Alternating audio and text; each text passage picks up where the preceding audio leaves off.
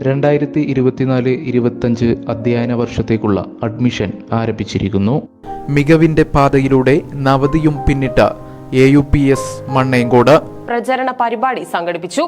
ഗ്രാമപഞ്ചായത്ത് president KK Azeez പരിപാടി ഉദ്ഘാടനം ചെയ്തു. തിരുവേഗപ്പുറ ഗ്രാമപഞ്ചായത്തിന്റെ നേതൃത്വത്തിലാണ് ലഹരി വിമുക്ത പ്രചരണ പരിപാടി സംഘടിപ്പിച്ചത്. MDMA പോലുള്ള മാരക സിന്തറ്റിക് ലഹരികളുടെ ഉപയോഗം യുവാക്കൾക്കിടയിൽ വ്യാപകമായിക്കൊണ്ടിരിക്കുന്ന സാഹചര്യത്തിൽ അത് തടയുന്നതിനായി സ്വീകരിക്കേണ്ട നടപടികളുടെ ഭാഗമായിട്ടാണ് പരിപാടി സംഘടിപ്പിച്ചത്. ഇതിനായി പഞ്ചായത്ത് തലത്തിലും വാർഡ് തലങ്ങളിലും ജാഗ്രതാ സമിതികൾ രൂപീകരിച്ച് പ്രവർത്തനങ്ങൾ ഏകോപിപ്പിക്കും. ഗ്രാമപഞ്ചായത്ത് പ്രസിഡന്റ് KK അസീസ് പരിപാടി ഉദ്ഘാടനം ചെയ്തു. അവിടുത്തെ പ്രവർത്തനങ്ങൾ കൃത്യമായി നടന്നാൽ സ്വാഭാവികമായും ഒരു പരിധിവരെ പരിഹാരമാകും എന്നത് തന്നെയാണ് അവരുടെ സംസാരത്തിൽ നിന്ന് നമ്മൾ മനസ്സിലാക്കി. സ്വാഭാവികമായും നമ്മൾ കഴിഞ്ഞ ഭരണസമിതിയിൽ പഞ്ചായത്ത് തീരുമാനിച്ചിട്ടുണ്ട് 11 ഈ മാസത്തിൽ 11, 12, 13 തീയതികളിലായി വാർഡ് തലത്തിൽ ജാഗ്രതാ സമിതികളുടെ യോഗം ചേർന്നത്.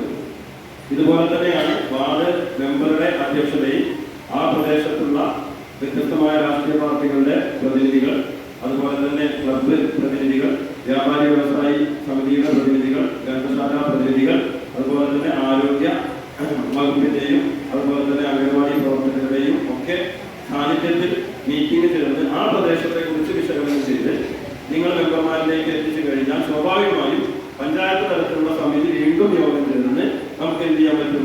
പ്രത്യേകിച്ച് പറഞ്ഞമാതിരി നമ്മൾ ഹോട്ട്സ്പോട്ടുകൾ ഉണ്ടെങ്കിൽ അഥവാ സ്ഥിരമായി ഇതിലേക്ക് വരുന്ന വഴി തിരിച്ചുവിടുന്ന പ്രദേശങ്ങൾ സ്വാഭാവികമായി ഏതെങ്കിലും ഒരു മൂലകളിലായിരിക്കാം നമ്മുടെ കുട്ടികൾ ഇരിക്കുന്നത്. എക്സൈസ് ഡിപ്പാർട്ട്മെന്റിൽ നിന്നുള്ള വിമുക്തി പദ്ധതിയുടെ കൺവീനർ ആരതി ക്ലാസ് എടുത്തു.